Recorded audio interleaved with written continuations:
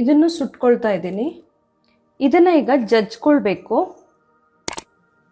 High hello ನಮಸ್ಕಾರ ಎಲ್ರಿಗೂ. ಮನೆಮದ್ದು ಚಾನಲ್ಗೆ ಎಲ್ಲರಿಗೂ ಸ್ವಾಗತ. ನಾನು ಮಾನಸ. ಕೆಮ್ಮು ಅನ್ನೋದು ಸಾಮಾನ್ಯವಾಗಿ ಮಕ್ಕಳಿಂದ ಹಿಡಿದು ದೊಡ್ಡವರ ತನಕ ಎಲ್ಲರನ್ನು ಕಾಡುವಂತಹ ಒಂದು ಸಮಸ್ಯೆ ಅಲ್ವಾ. ಕಫ ಆದಾಗಲೂ ಆಗುತ್ತೆ, ಪೊಲ್ಯೂಷನ್ ಜಾಸ್ತಿ ಆದರೆ ಆಗುತ್ತೆ, ವೆದರ್ ಚೇಂಜಸ್ ಆದರೆ ಆಗುತ್ತೆ, ನಮ್ಮ ಫುಡ್ಡಲ್ಲಿ ಚೇಂಜ್ ಆದರೆ ಕೂಡ ಆಗುತ್ತೆ. ಇನ್ನು ಕೆಲವರಿಗೆ ಅಲರ್ಜಿಯಿಂದ ಕೂಡ ಸ್ಟಾರ್ಟ್ ಆಗುತ್ತೆ.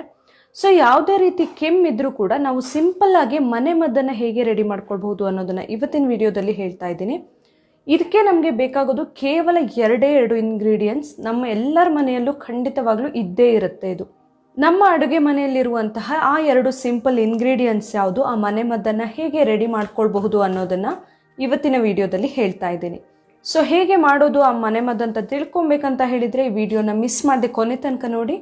ಹಾಗೆ ನೀವಿನ್ನು ನನ್ನ ಚಾನಲ್ನ ಸಬ್ಸ್ಕ್ರೈಬ್ ಮಾಡಿಲ್ಲ ಅಂದರೆ ಪ್ಲೀಸ್ ಸಬ್ಸ್ಕ್ರೈಬ್ ಮಾಡಿ, ಹಾಗೆ ಪಕ್ಕದಲ್ಲಿರುವ ಬೆಲ್ ಐಕಾನ್ನ ಕ್ಲಿಕ್ ಮಾಡಿ.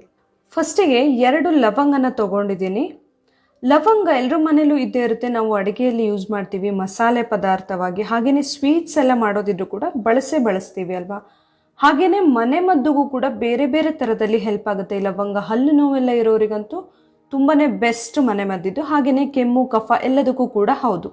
ಸೊ ಇದನ್ನು ಹೇಗೆ ಬಳಸಬಹುದು ಕೆಮ್ಮು ಕಡಿಮೆ ಮಾಡ್ಕೊಳ್ಳೋದಕ್ಕೆ ಅನ್ನೋದನ್ನು ಈಗ ಹೇಳ್ತೀನಿ. ಫಸ್ಟಿಗೆ ಲವಂಗನ ಸುಟ್ಕೊಳ್ಬೇಕು. ನಾವು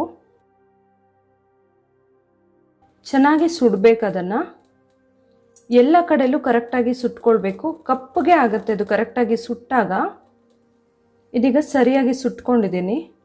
ಇದನ್ನು ಬೌಲಿಗೆ ಹಾಕ್ಕೊಳ್ತಾ ಇದ್ದೀನಿ. ಈಗ ಇದನ್ನು ಸುಟ್ಕೊಳ್ತಾ ಇದ್ದೀನಿ. ಇದನ್ನು ಈಗ ಜಜ್ಕೊಳ್ಬೇಕು.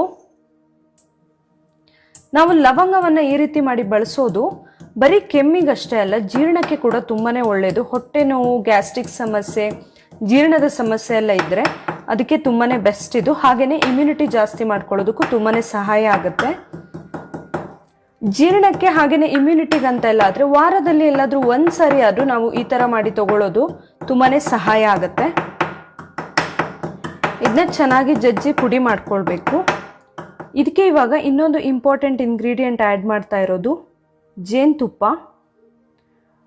ಜೇನುತುಪ್ಪ ತುಂಬಾ ಒಳ್ಳೆಯದು ಕೆಮ್ಮು ಎಲ್ಲ ಕಡಿಮೆ ಮಾಡ್ಕೊಳ್ಳೋದಕ್ಕೆ. 1 ಸ್ಪೂನ್ ಆಗುವಷ್ಟು ಜೇನುತುಪ್ಪವನ್ನು ಹಾಕ್ಕೊಳ್ತಾ ಇದ್ದೀನಿ ಇದಕ್ಕೆ. ಇದನ್ನ ಚೆನ್ನಾಗಿ ಮಿಕ್ಸ್ ಮಾಡ್ಕೊಳ್ಬೇಕು. ಕೆಮ್ಮು ಬೇರೆ ಬೇರೆ ಥರನೇ ಆಗ್ತಾ ಇರುತ್ತಲ್ಲ, ಒಣ ಕೆಮ್ಮು ಇರುತ್ತೆ, ಕಫದಿಂದ ಆಗಿರೋ ಕೆಮ್ಮು ಎಲ್ಲವನ್ನ ಕಡಿಮೆ ಮಾಡ್ಕೊಳ್ಳೋದಕ್ಕೆ ಈ ಮಿಕ್ಸ್ಚರ್ ತುಂಬಾ ಹೆಲ್ಪ್ ಮಾಡುತ್ತೆ.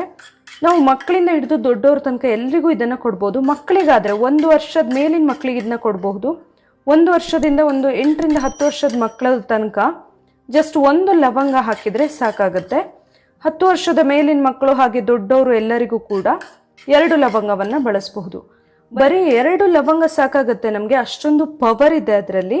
ಕೆಮ್ಮು ಬೇಗನೆ ಕಂಟ್ರೋಲ್ ಮಾಡ್ಕೊಳ್ಳೋದಕ್ಕೆ ತುಂಬಾ ಸಹಾಯ ಆಗುತ್ತೆ. ಇದಿಷ್ಟನ್ನು ದಿನದಲ್ಲಿ 1 ಸಾರಿ ತಗೊಂಡ್ರೆ ಸಾಕಾಗುತ್ತೆ. ಕೆಮ್ಮು ಕಡಿಮೆ ಮಾಡ್ಕೊಳ್ಳೋದಕ್ಕೆ ಇವತ್ತಿನ ವಿಡಿಯೋದಲ್ಲಿ ಹೇಳಿರುವಂತಹ ಈ ಸಿಂಪಲ್ ಮನೆಮದ್ದು ನಿಮಗೆ ಇಷ್ಟ ಆಗಿದೆ ಅಂತ ಅಂದ್ಕೊಳ್ತೀನಿ.